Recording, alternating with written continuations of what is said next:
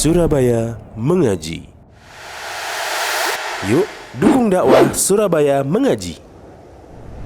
Salurkan harta terbaik Anda untuk operasional dakwah.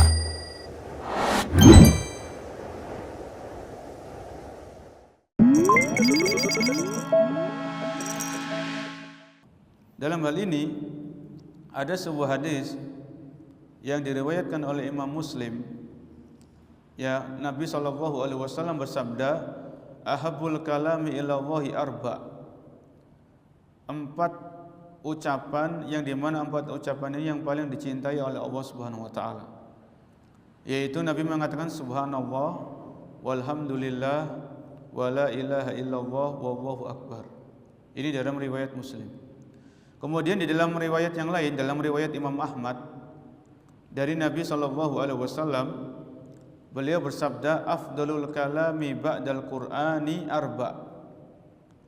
Jadi dalam riwayat yang lain, Nabi SAW menyampaikan seutama-utama ucapan setelah membaca Al-Quran itu ada 4. Seutama-utama ibadah zikir setelah membaca Al-Quran itu ada 4, yaitu membaca Subhanallah, walhamdulillah, wala ilaha illallah, wallahu akbar. Ini riwayat Imam Ahmad. Jadi kalau dikompromikan, ya dikumpulkan hadis tersebut, maka kita mengambil pelajaran seutama-utama zikir itu adalah membaca Al-Quran. Setelah itu membaca apa? Subhanallah, alhamdulillah, la ilaha illallah, wallahu akbar. Ya, ini berdasarkan apa? Berdasarkan dari hadis riwayat Imam Ahmad rahimahullahu taala. Di dalam referensi yang lain disebutkan, yaitu qala Sufyan As-Tsauri rahimahullah. Ya, seorang ulama namanya Sufyan As-Tsauri, semoga Allah merahmati beliau. Beliau mengatakan, "Sami'na anna qira'atal Qur'ani afdalud dzikri idza amila bihi." Kata Sufyan As-Tsauri, kami pernah mendengar, maksudnya mendengar dari guru-guru beliau, kami pernah mendengar bahwasanya membaca Al-Quran itu seutama-utama zikir.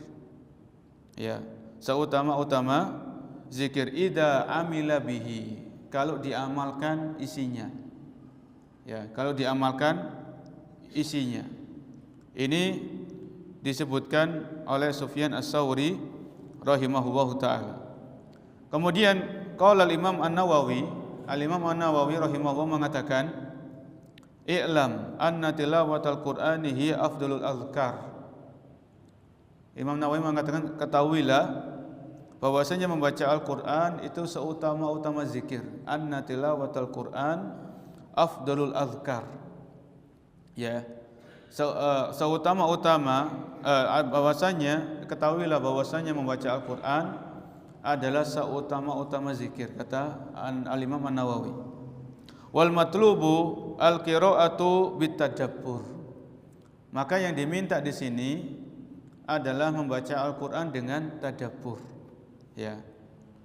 Jadi ini kata Sufyan As-Tsauri rahimahullah, kata Al-Imam An-Nawawi rahimahullah, mereka ini para imam yang menjelaskan ya tentang keutamaan membaca Al-Qur'an dibandingkan dengan zikir-zikir yang lainnya.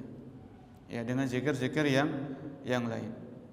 Sehingga perlu kita introspeksi diri kita atau muhasabah, ya, atau evaluasi diri. Selama ini kita sudahkah rajin membaca Al-Quran? Karena membaca Al-Quran adalah seutama-utama zikir. Seutama-utama zikir adalah membaca Al-Quran. Atau jangan-jangan ketika kita hanya Ramadan saja membaca Al-Quran, selesai Ramadan maka kita pun mulai sedikit demi sedikit meninggalkan Al-Quran.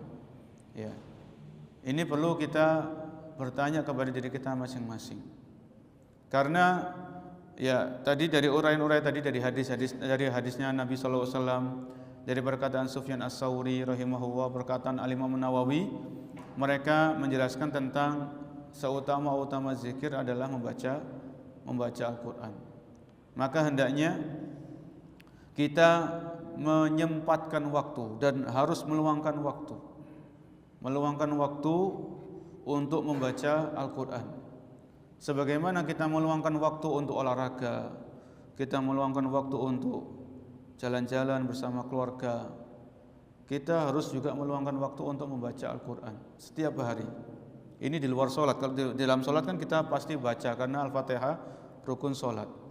Ya, maka membaca Al-Quran ini bukan hanya di dalam sholat, tapi di luar sholat juga kita baca.